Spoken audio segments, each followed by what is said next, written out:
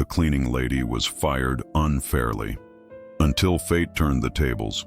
The diamond necklace glittered under the conference room lights like a small constellation, its worth equivalent to 3 years of Helen Barnes's salary. She had seen it briefly that morning, resting carelessly on the polished mahogany table while the client spoke on her phone, gesturing with manicured hands that had never scrubbed a floor or wrestled with a mop bucket. Helen had barely glanced at it. After 19 years of cleaning this law firm, she had learned the art of invisibility, of moving through spaces occupied by the wealthy and powerful as if she were nothing more than a ghost with a dust cloth. She had perfected the ability to clean around expensive objects, important documents, and hushed conversations without ever truly registering their presence in her consciousness. But now, standing in Richard Vaughn's office with security guards flanking her like criminals escort a prisoner, that necklace had become the instrument of her destruction. "I'm giving you one chance to tell the truth, Helen." Richard's voice carried the cold precision of a man accustomed to being obeyed without question. He sat behind his massive desk, fingers steepled, his tailored suit probably costing more than Helen's monthly rent. "Return the necklace and we'll handle this quietly. Refuse, and I call the police." Helen's hands trembled as she clutched the fabric of her cleaning uniform. A faded blue smock that had been washed so many times the original color had become something closer to gray. Her voice emerged small and cracked, like something fragile being crushed underfoot. "Mr. Vaughn, I didn't take any necklace. I swear on my children's lives, I didn't take it." "Of course you'd say that." Marina, the head secretary, stood near the window, arms crossed, her expression a mixture of disdain and something that looked almost like satisfaction. She wore a designer blouse that Helen recognized from the department store windows she sometimes passed on her way to the bus stop, places she could look but never enter. "You were the only person in that conference room after Mrs. Whitmore left. The necklace was there when I escorted her out. 20 minutes later, when she remembered she'd left it, the necklace was gone. But I was only in there for 10 minutes, Helen protested, her voice rising with desperation. "I cleaned the table, emptied the trash, and left. I didn't see any necklace. I didn't take anything. Please, Mr. Vaughn, I've worked here for 19 years. 19 years without a single complaint." Richard stood, his 6-foot frame casting a long shadow across his office. 19 years of opportunity, you mean? 19 years of access to our clients' belongings, to sensitive information, to trust that was clearly misplaced. He walked around the desk, stopping just close enough to make Helen step back instinctively. "Security reviewed the footage. You were the only one who entered that room. Then the footage will show I didn't take anything. The footage shows you near the table where the necklace was left. The angles don't capture everything." He gestured dismissively. "But the timeline is clear. The necklace disappeared during the window when you were alone in that room." Helen felt the world tilting beneath her feet. This couldn't be happening. Not again. The memory of her last unjust dismissal, 15 years ago, flooded back. Another theft accusation. Another powerful person pointing fingers at the easiest target. That time, she'd had her husband to support her through the nightmare. Now, he was 5 years in the grave and she was alone. "Please," she whispered, hating how the word sounded like begging. "I have 2 children. My oldest is at the university. My youngest is still in high school. I need this job. I didn't take anything. You should have thought about your children before you decided to steal from our clients." Richard returned to his desk and picked up her employee badge, the plastic card with her photo, a picture taken 12 years ago when she still smiled easily. He held it between 2 fingers as if it were contaminated. "You're terminated. Effective immediately. You have 15 minutes to collect your personal belongings and leave the premises. If you ever set foot in this building again, I will have you arrested for trespassing." "But Mr. Vaughn." 15 minutes, Helen, and consider yourself fortunate I'm not calling the police right now. Though if that necklace doesn't turn up within 48 hours, I will file a report." The security guards moved forward, their presence a silent command. Helen's eyes burned with tears she refused to let fall. Not here. Not in front of these people who had decided her guilt without evidence, without mercy, without even a moment's doubt. "This isn't fair," she managed, her voice barely above a whisper. "Life isn't fair," Richard replied, already turning his attention to his computer screen, dismissing her as thoroughly as if she had ceased to exist. "You're dismissed." Marina opened the door, holding it with an expression that seemed almost triumphant. As Helen walked past her, head bowed, shoulders shaking with suppressed sobs, Marina leaned in close enough that only Helen could hear. "Should have known your place," she whispered. The bus ride home felt like a descent into hell. Helen sat in the back, her small cardboard box of belongings clutched on her lap, a coffee mug her youngest had given her for Mother's Day, a sweater she kept for cold mornings, a photo of her boys in a cheap plastic frame. 19 years of her life reduced to objects that fit in a box small enough to carry with one hand. The other passengers ignored her, lost in their phones and private worlds, unaware that the woman in the faded uniform was experiencing the collapse of everything she'd built. Outside the windows, Chicago moved past in a blur of steel and concrete, the city indifferent to individual suffering. Helen's mind raced through impossible calculations. Without her income, how would Lucas finish his degree? How would she pay rent, buy groceries, keep Marcus in school? The questions multiplied like bacteria, each one spawning 10 more, until her thoughts became a tangled web of panic and despair. Her phone buzzed, a text from Lucas. "Mom, can you pick up more printer paper? Need to finish my criminal law assignment. Love you." Criminal law. The irony felt like a physical blow. Her son was studying the very system that had just failed her completely, learning about justice and due process while his mother was fired without investigation, without proof, without mercy. She typed back with trembling fingers, "Will do. See you tonight." The lie came easily. She couldn't tell him yet, couldn't bear to see the disappointment, the fear, the crushing weight of responsibility he would try to take on his young shoulders. Lucas had always been the strong one, the one who stepped up when his father died, who became the man of the house at 18. But he was still her baby, still the little boy who used to draw pictures of superheroes and tape them to her cleaning cart at work. Helen's apartment building came into view, 5 stories of weathered brick in South Side Chicago, where every window told a story of struggle and survival. She climbed the stairs to the 3rd floor, each step feeling like a mountain, and let herself into the small 2-bedroom apartment that had been home for 12 years. The space was clean. She had always made sure of that, no matter how tired she was, but sparse. Secondhand furniture, patched curtains, a television that had been old when they got it 5 years ago. But the walls were covered with her son's achievements, Marcus's art projects, Lucas's honor roll certificates, photos of happier times when her husband Carlos was still alive, his smile frozen in forever in fading color. She set the cardboard box on the kitchen table and stared at it, this physical representation of her professional death. Then finally, she allowed herself to cry. The sobs came from somewhere deep, a place where she kept all the injustices, all the slights, all the time she'd been treated as less than human. It wasn't just about the job. It was about every time Richard Vaughn had walked past her without acknowledgement, every meeting where people spoke over her as if she were furniture, every moment when her presence was noted only when someone wanted to complain about a trash can that wasn't quite empty enough. She cried for the woman she'd been at 27, full of dreams about becoming an accountant, about having a career that mattered. She cried for the young wife who'd lost her husband to a sudden heart attack, who'd been left alone with 2 small boys and a mountain of medical debt. She cried for 19 years of invisible labor, of arriving before dawn and leaving after dark, of hands cracked from cleaning chemicals and knees that ached from scrubbing floors. And she cried because somewhere deep inside, a small voice whispered that maybe they were right. Maybe she was nothing. Maybe she deserved this. The sound of keys in the lock jolted her back to the present. She wiped her face hastily, trying to compose herself, but Marcus burst through the door with the chaotic energy of a 16-year-old backpack slung over one shoulder, headphones around his neck. "Mom, you're home early." His smile faded when he saw her face. "Mom?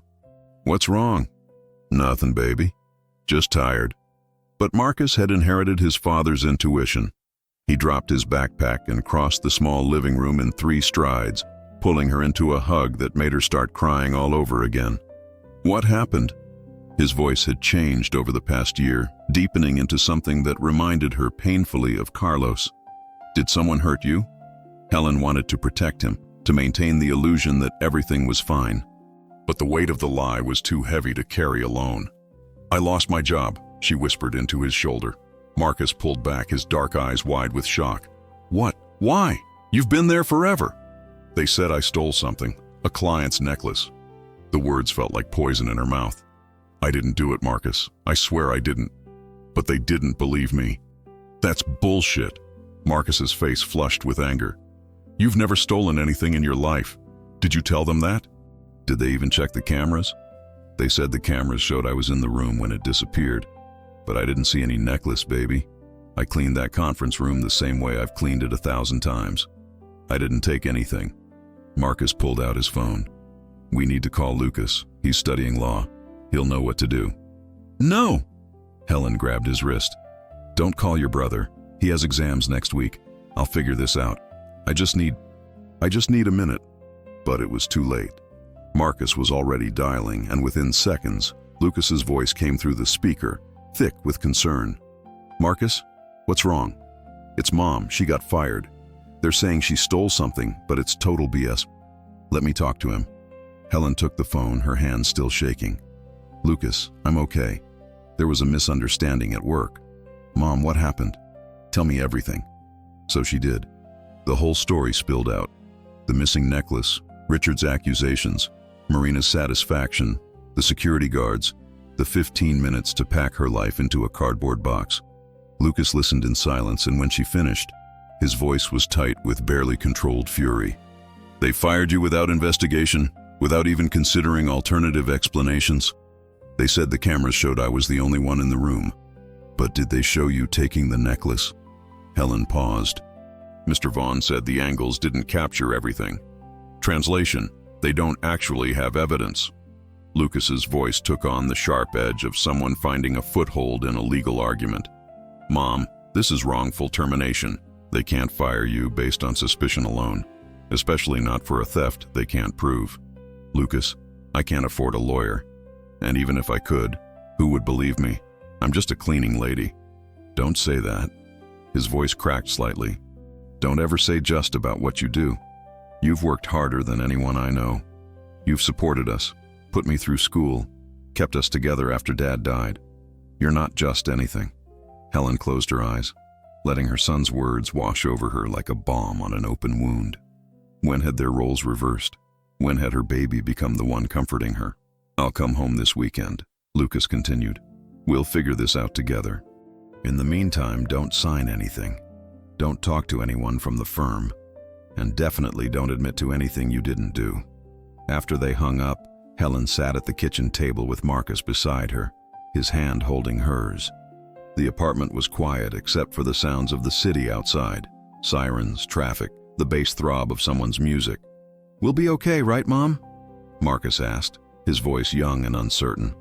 Helen squeezed his hand, drawing strength from his presence, from the fact that she had raised two incredible young men who would go out into the world and be better than Richard Vaughn, better than Marina, better than all the people who looked through her as if she were invisible. Yeah, baby, she said, trying to believe it herself. We'll be okay. But alone in her bed that night, staring at the ceiling while Marcus slept in the next room, Helen wasn't sure. The memory of her last unjust firing haunted her. The months of unemployment, the shame, the way potential employers looked at her differently once they heard she'd been accused of theft. History was repeating itself, and she didn't know how to stop it. 3 days passed in a fog of anxiety and fruitless job searching. Helen filled out applications for cleaning positions at other buildings, but when they called her previous employer for references, the calls stopped returning. Word had spread. In the small, interconnected world of Chicago's commercial cleaning services, reputation was everything, and hers had been destroyed. By the 4th day, Helen had started rationing food, making meals stretch further, calculating how long their savings would last. Marcus noticed but said nothing, eating smaller portions without complaint. Lucas had called twice more, his voice tight with frustration at the legal system's slowness, at his own inability to help more while trapped 2 hours away at the university. On the 5th day, while Helen was walking home from another fruitless interview at a grocery store that politely said they weren't hiring, she heard a familiar voice. Helen? Helen Barnes? She turned to see Mrs. Zulma Martinez, the former head cook at Vaughn and Associates, approaching with a grocery cart. Zulma had worked at the firm for 15 years before retiring 2 years ago. a small woman with steel gray hair and eyes that missed nothing. Mrs. Martinez. Helen felt a genuine smile cross her face for the first time in days. How are you? Better than you, apparently. Zulma studied her with concern. I heard what happened. Complete nonsense, if you ask me. I've known you since you started at that firm. You're no thief. The simple statement of belief nearly undid Helen's composure. Thank you, she managed. But I'm afraid what I believe doesn't matter to Mr. Vaughn. Richard Vaughn. Zulma's mouth twisted with distaste. That boy always thought he was God's gift to the legal profession. But I'll tell you something, Helen. She glanced around as if checking for listeners, then leaned in close. I heard something you should know. About Marina. Helen's attention sharpened. Marina? The head secretary? That's the one. I still have coffee sometimes with Elena. You remember her? The night cleaning supervisor? At Helen's nod, Zulma continued. Well, Elena's daughter works at a jewelry store in the Gold Coast. Fancy place, very expensive. Last week, a woman came in trying to sell a diamond necklace, one of those vintage pieces, Art Deco style, very distinctive. Helen's heart began to pound. What woman? Elena's daughter recognized her. It was Marina. The words hung in the air between them, heavy with implication.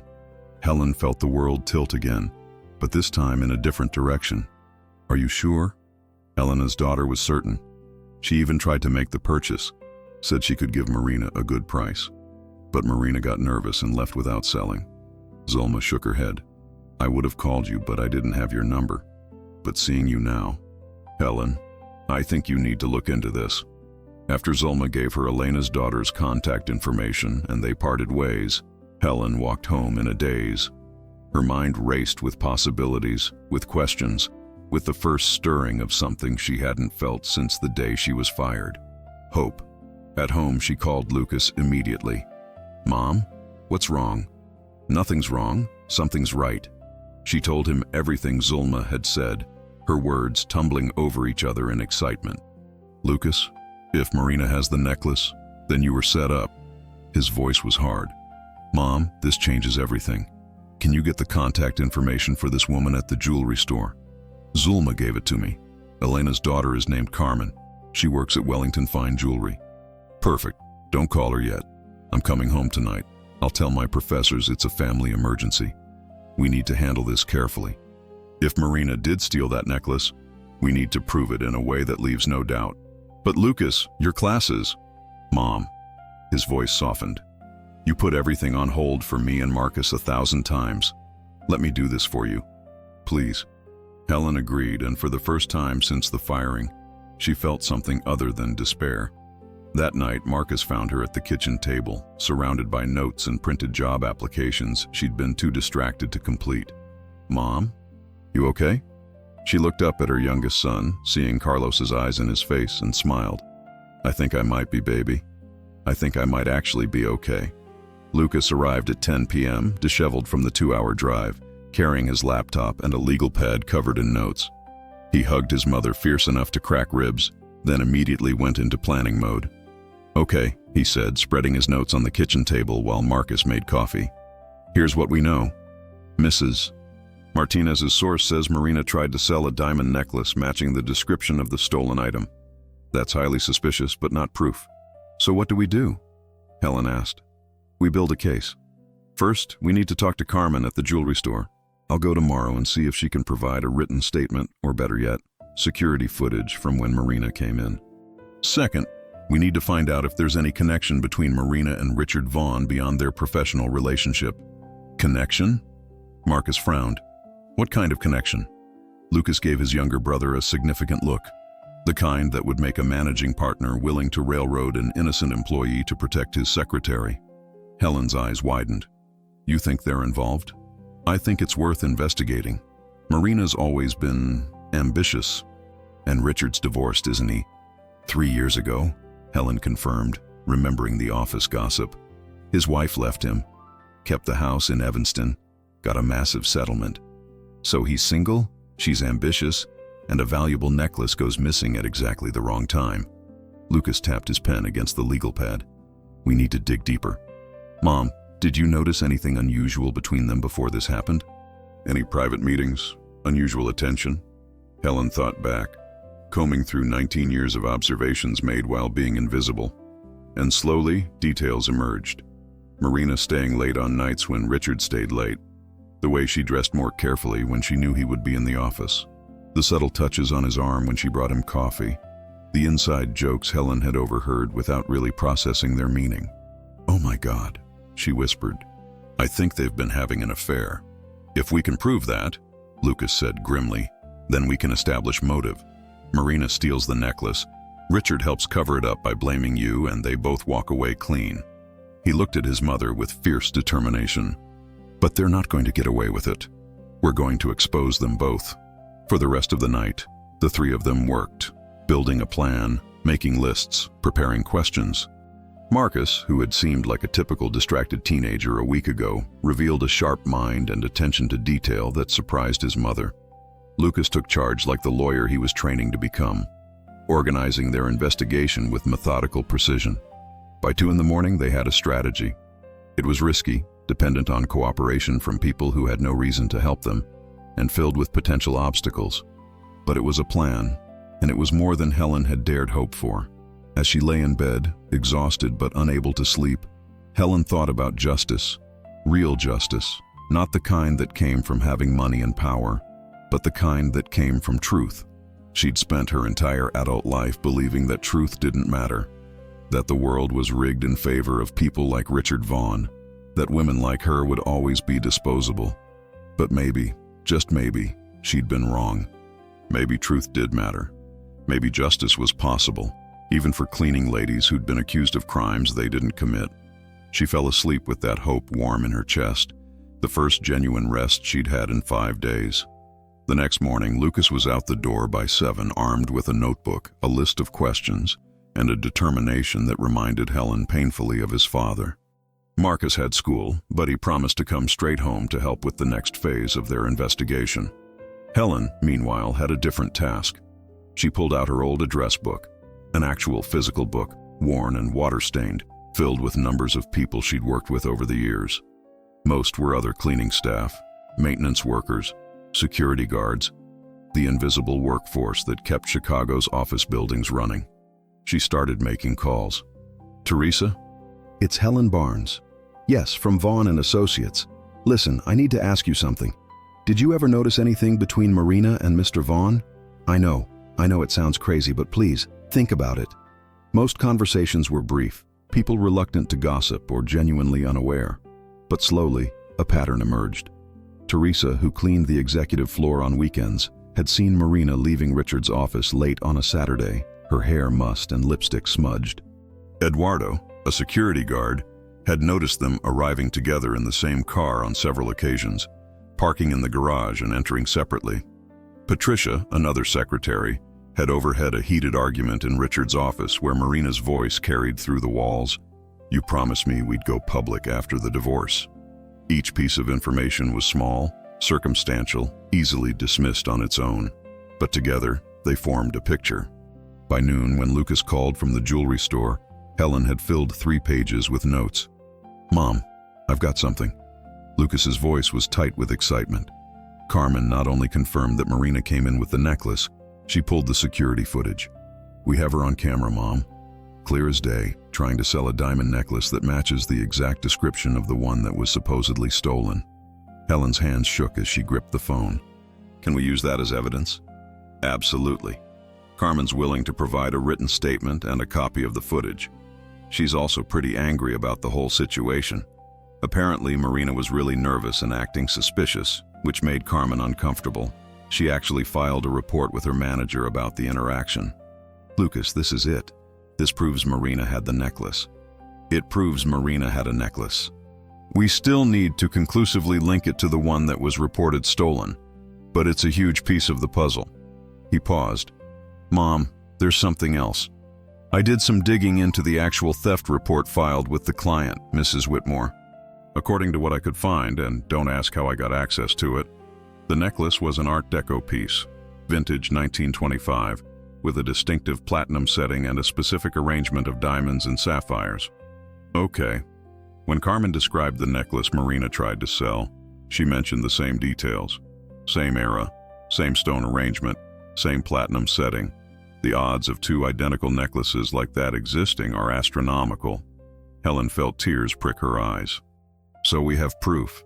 We're getting there, but Mom, I need to know. Did you ever see any purchase receipts? Any documentation about jewelry purchases, anything like that in Richard's office? I cleaned his office, Lucas, but I never looked through his things.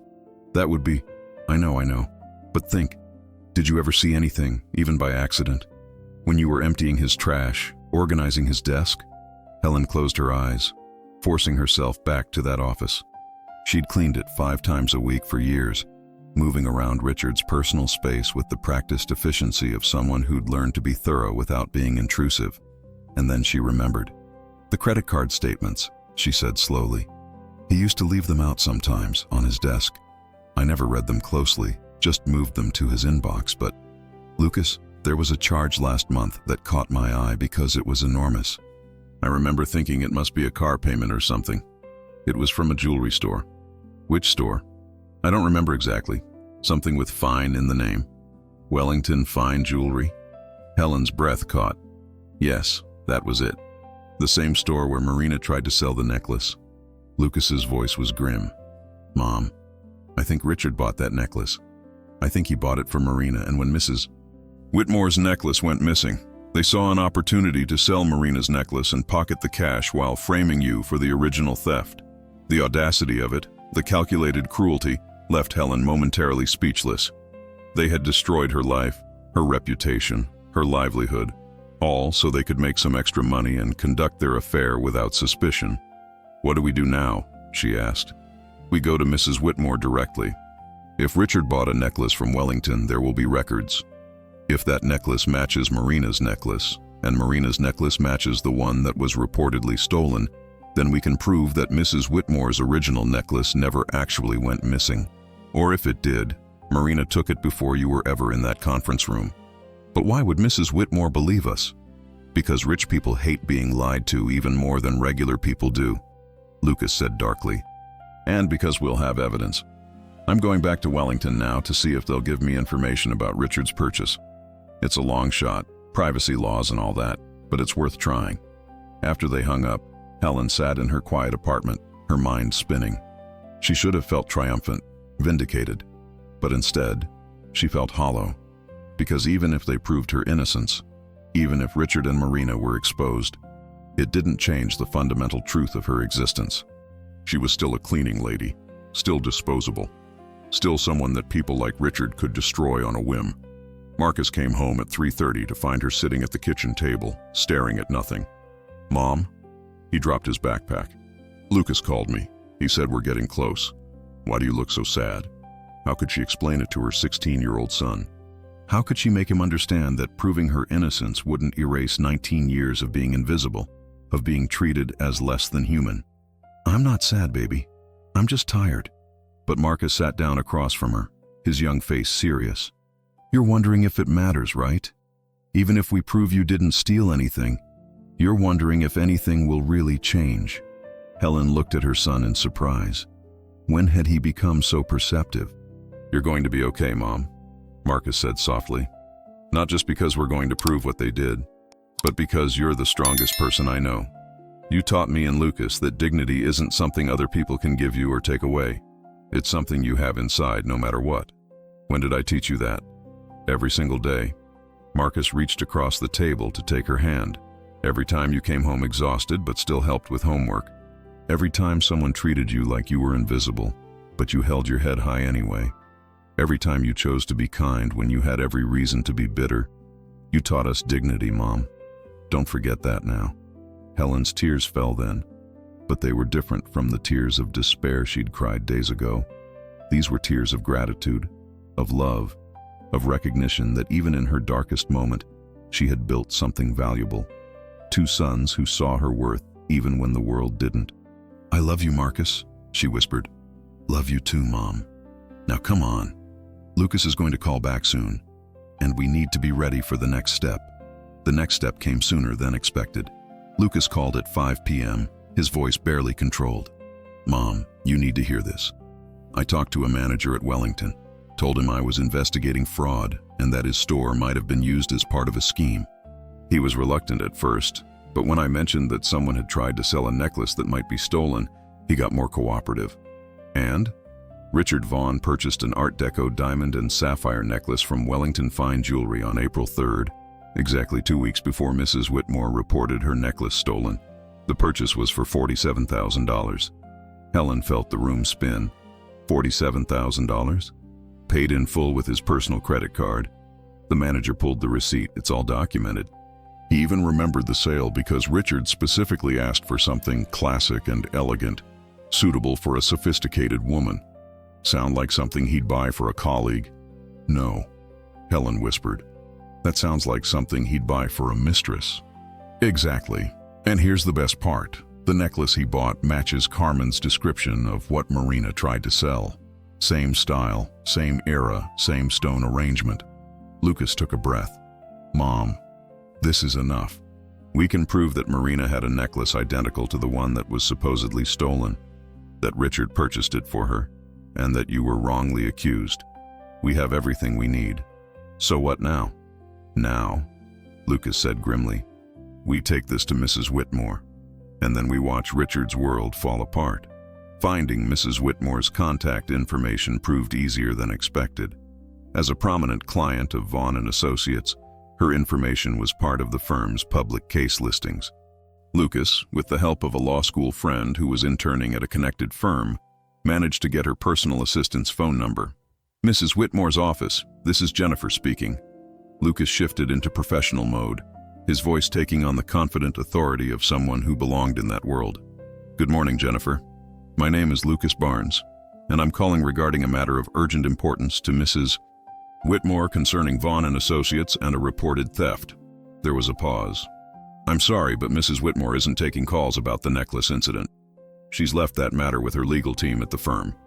I understand, but I have evidence that the incident was mishandled and that an innocent woman was wrongly accused. I believe Mrs. Whitmore would want to know that she's been lied to by her legal counsel. Another pause, longer this time. Hold, please. The wait felt eternal. Helen, Marcus, and Lucas sat around the kitchen table, the phone on speaker, hardly breathing. Finally, a new voice came through, older, cultured, with the kind of accent that spoke of old money and expensive boarding schools. This is Diana Whitmore. Young man, you have exactly 2 minutes to explain why I should listen to you instead of hanging up and calling Richard Vaughn immediately. Lucas didn't waste a second. He laid out the entire case, the jewelry store footage, Richard's purchase, the timeline that proved Helen couldn't have taken the necklace, the evidence of an affair between Richard and Marina. He spoke with the precision of someone who'd rehearsed every word, anticipating every objection. When he finished, there was absolute silence on the other end of the line. Then, send me everything. Every piece of evidence, every receipt, every security video. My personal email is dianawhitmore@whitmoregroup.com. You have 1 hour. She hung up without goodbye. Lucas immediately began compiling files while Marcus helped his mother draft a statement explaining exactly what had happened from her perspective. They worked with focused intensity, checking every detail, making sure every claim could be backed up with evidence. 53 minutes later, Lucas hit send on an email containing Carmen's written statement and the jewelry store security footage, documentation of Richard's $47,000 purchase, statements from multiple witnesses about the affair, the timeline proving Helen's innocence, Helen's 19-year employment record without a single complaint. Then they waited. 24 hours passed without word. Helen barely slept, jumping every time her phone made a sound. Lucas had to return to school for exams, but he called every few hours for updates. Marcus stayed close to his mother, providing silent support. On the second day, Helen's phone rang from an unknown number. Mrs. Barnes, this is Diana Whitmore. I've reviewed your evidence. I need you to come to my office tomorrow at 2 p.m. Bring your son if possible. I want to meet the young man who built such a compelling case. Her voice was crisp, businesslike. And Mrs. Barnes? You should know that I've already contacted the managing partners at Vaughn and Associates. Richard Vaughn no longer works there. Helen's knees buckled. She sat down hard on the couch, hand pressed to her chest. He's been fired? Terminated, effective immediately. When I presented this evidence to the senior partners, they realized they had a massive liability on their hands. Not just from you, but from every other client who might wonder if their property is safe in that office. There was a pause, then her voice softened slightly. "Mrs. Barnes, I owe you an apology. My necklace was never stolen. It was in my car the entire time. I found it under the passenger seat 2 days after the supposed theft. I called Richard immediately to tell him, but he said he'd already handled the situation and fired the responsible party. He told me you'd confessed." Helen couldn't speak. The magnitude of Richard's betrayal, the calculated cruelty of it, left her breathless. "He lied to me," Diana continued, anger creeping into her controlled voice. "He used my property as an excuse to fire an innocent employee, all to cover up his affair and his own criminal activity. I don't take kindly to being manipulated, Mrs. Barnes, and I don't take kindly to innocent people being destroyed for someone else's convenience." "What about Marina?" Helen managed to ask. "Also terminated, and I've filed charges against both of them. Fraud, conspiracy, theft by deception. My lawyers are very good at their jobs." Diana's voice hardened. "They won't work in this city again. I'll make sure of that." Helen should have felt victorious, but instead, she felt a strange emptiness. Yes, Richard and Marina would face consequences, but that didn't give her back her 19 years, didn't restore her reputation, didn't erase the trauma of being publicly humiliated and accused. As if reading her thoughts, Diana said, "Tomorrow at 2 p.m., Mrs. Barnes. We have a lot to discuss about making this right." Diana Whitmore's office occupied the top floor of a building in the Loop, with floor-to-ceiling windows overlooking Lake Michigan. Helen, dressed in her only good outfit, a simple navy dress she'd bought for Carlos's funeral 5 years ago, felt desperately out of place among the marble and mahogany. Lucas, who'd driven back from school that morning, walked beside her with his hand protectively at her elbow. His presence steadied her, reminded her that she belonged anywhere her truth was valued. Diana Whitmore was 63, with silver hair cut in a sharp bob and eyes that missed nothing. She stood when they entered, coming around her massive desk to shake their hands personally. "Mrs. Barnes, Mr. Barnes." Her grip was firm. "Thank you for coming. Please sit." They settled into leather chairs that probably cost more than Helen's monthly rent. Diana returned to her desk, but didn't sit, instead leaning against it in a posture that was both casual and commanding. "I've spent the last 2 days investigating exactly what happened at Vaughn and Associates," she began without preamble. "What I found disgusted me.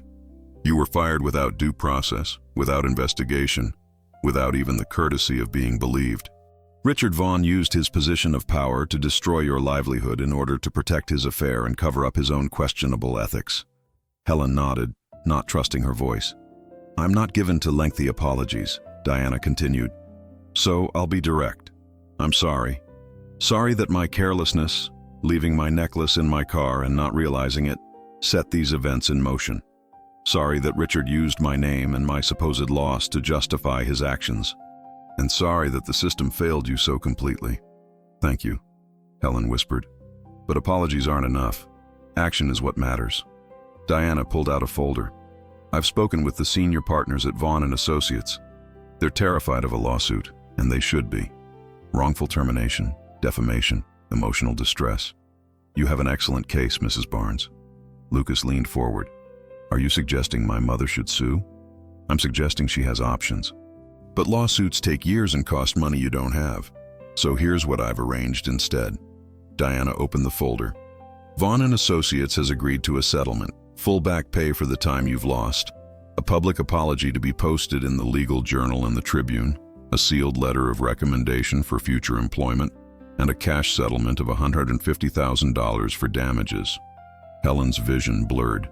$150,000? It's less than you could get in court, but it's immediate and certain. No lawyer's fees, no years of waiting. The money could go toward your son's education, buying a home, starting fresh. Diana's expression softened. "But there's something else. Something I'd like to propose personally." She moved to the window, looking out at the city. "I own several buildings in Chicago, commercial real estate mostly. Each building employs cleaning and maintenance staff, workers like you, Mrs. Barnes, who are essential but invisible. After seeing what happened to you, I've been thinking about how those workers are treated, how they're valued." She turned back to face them.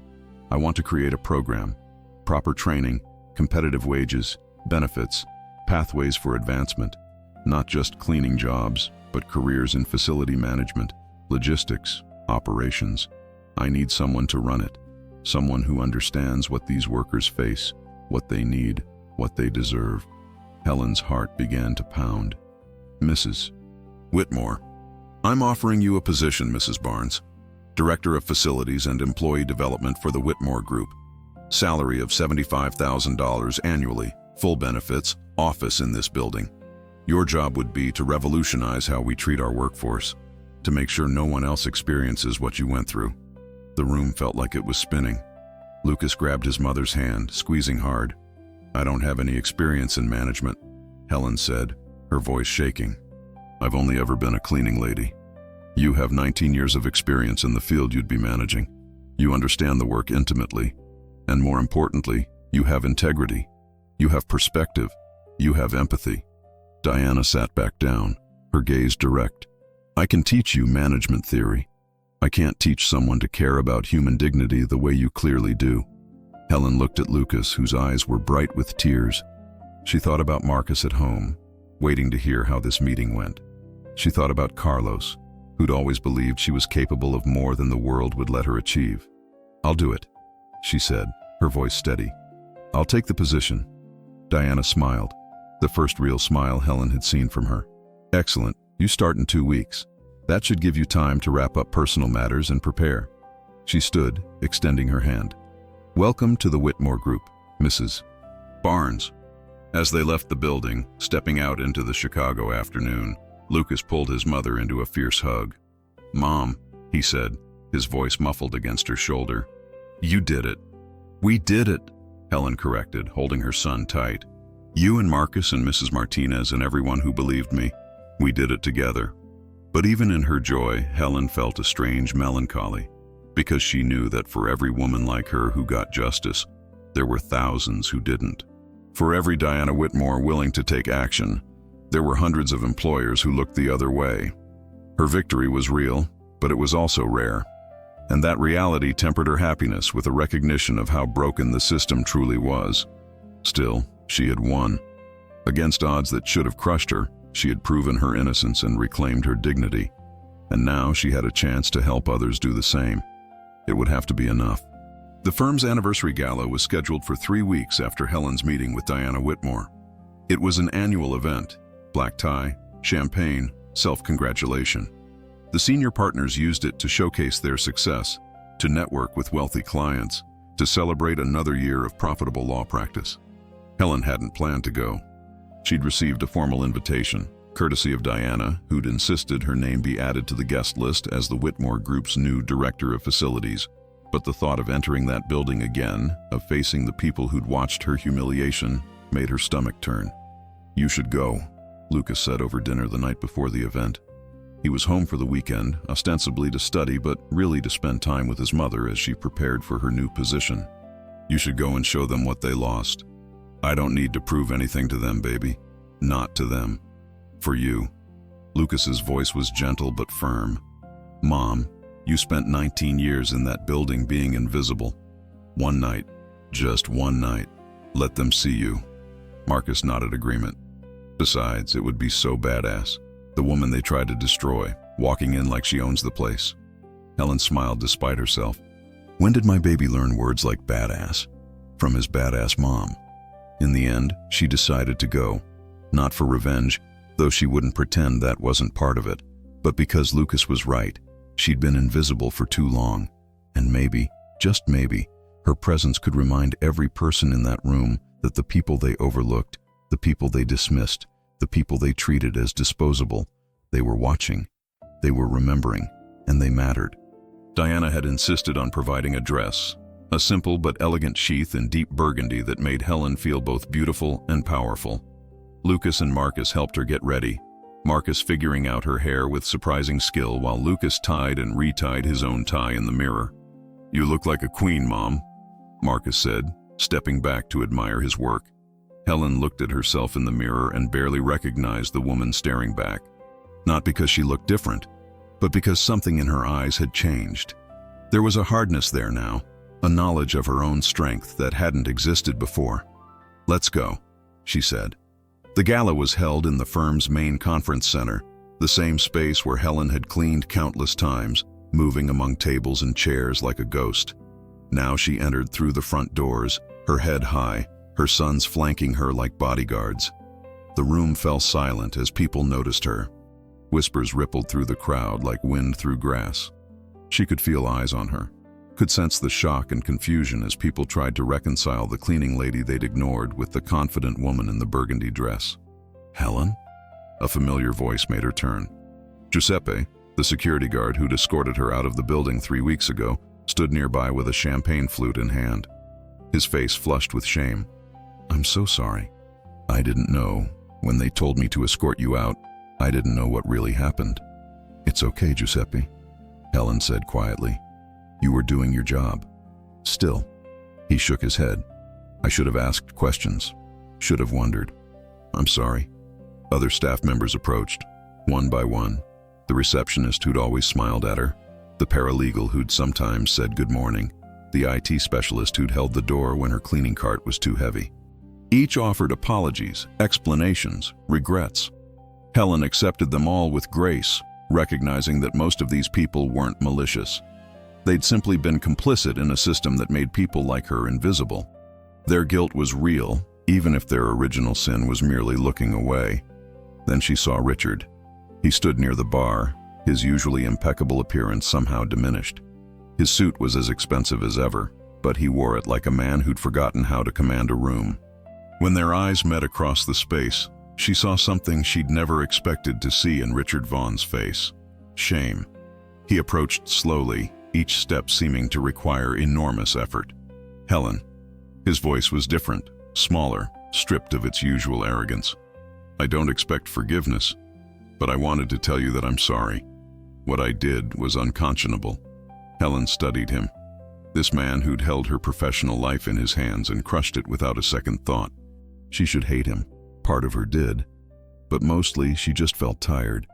"You didn't just fire me, Richard," she said quietly. "You tried to destroy me. You branded me a thief knowing I was innocent.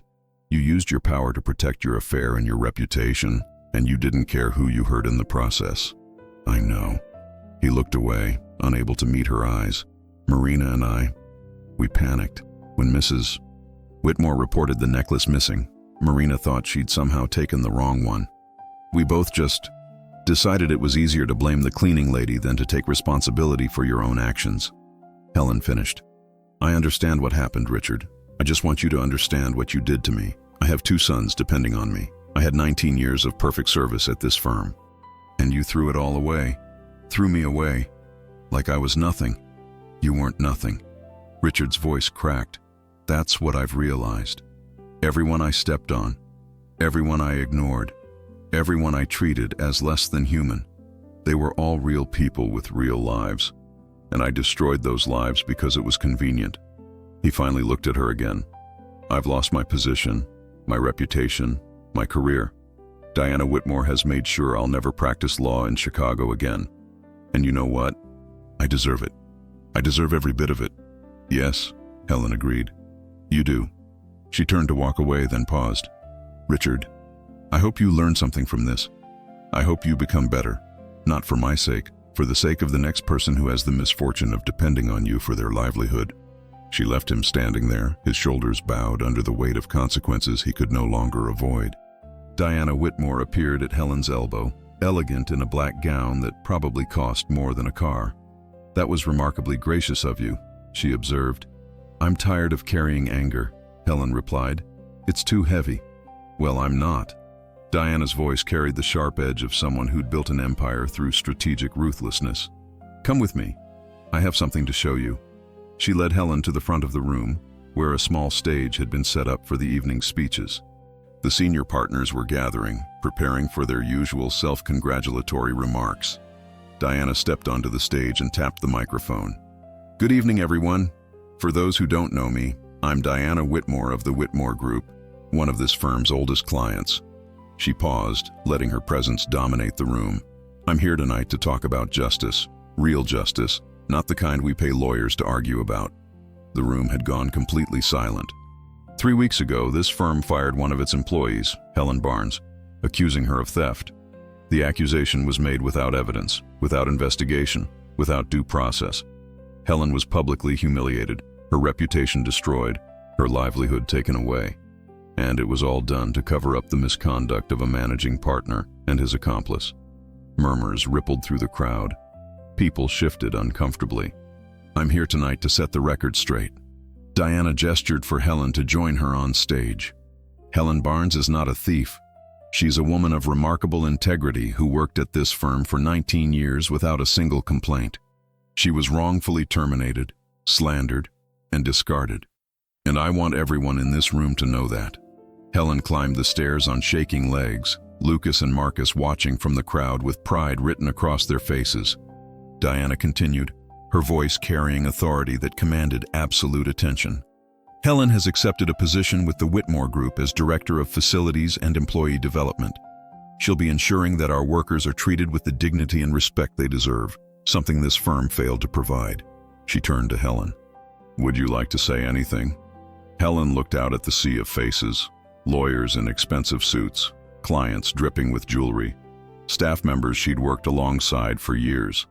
Her hands trembled, but her voice came out steady. "I don't have a fancy speech prepared," she began. "I'm not a lawyer, I'm not wealthy. Until 3 weeks ago, I was a cleaning lady, someone most of you never noticed, never acknowledged, never saw as fully human." She paused, gathering strength. "But I am human. I have 2 sons who depend on me. I had a husband who died too young. I have dreams and fears and dignity, just like everyone in this room. The difference is, I've never forgotten that other people have those things too." Her eyes found Richard in the crowd. "When you have power over someone else's life, you have a responsibility. To be fair, to be honest, to remember that your decisions affect real people with real families." Richard Vaughn forgot that. Marina forgot that, and I paid the price. She took a breath, feeling tears prick her eyes but refusing to let them fall. "I'm not here for revenge. I'm here because I want you all to remember this moment. Remember that the people you don't notice, the people who clean your offices, serve your coffee, park your cars, we're watching, we're paying attention, and we matter." The room erupted in applause.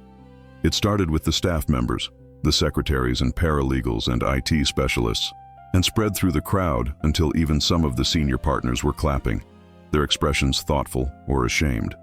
Helen stepped down from the stage into the arms of her sons, both of them holding her tight. "I'm so proud of you, Mom," Lucas whispered. "We both are," Marcus added. As they made their way toward the exit, Helen had no desire to stay for the rest of the gala. People stopped her every few feet.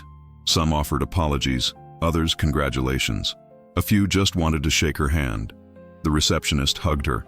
A paralegal asked for her contact information, saying her sister worked in building maintenance and could use someone like Helen as a mentor.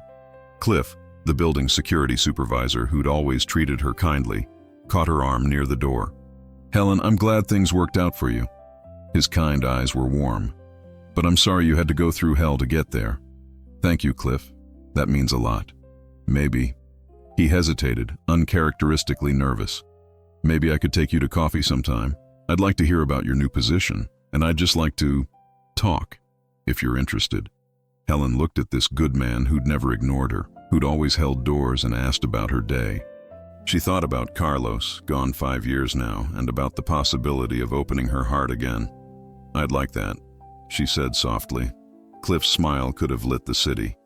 Outside, the Chicago night was cool and clear, stars visible despite the city lights. Helen stood on the sidewalk with her sons, breathing in the air of freedom and new beginnings. "What now, Mom?" Marcus asked. Helen thought about her new position starting in a week, about the opportunity to help other workers avoid what she'd endured, about the chance to build something meaningful from the ashes of injustice. "Now," she said, linking arms with both her boys, "we go home, we celebrate, and then we start changing the world."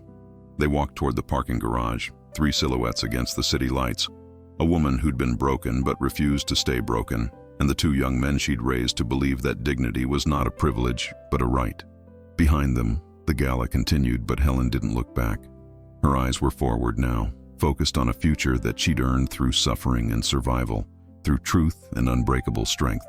The cleaning lady who'd been fired unjustly had become something more, not because she'd gained wealth or status, but because she'd refused to let anyone define her worth except herself. And that, Helen thought as Marcus made them all laugh with an impression of Richard's stammered apology, was the truest victory of all.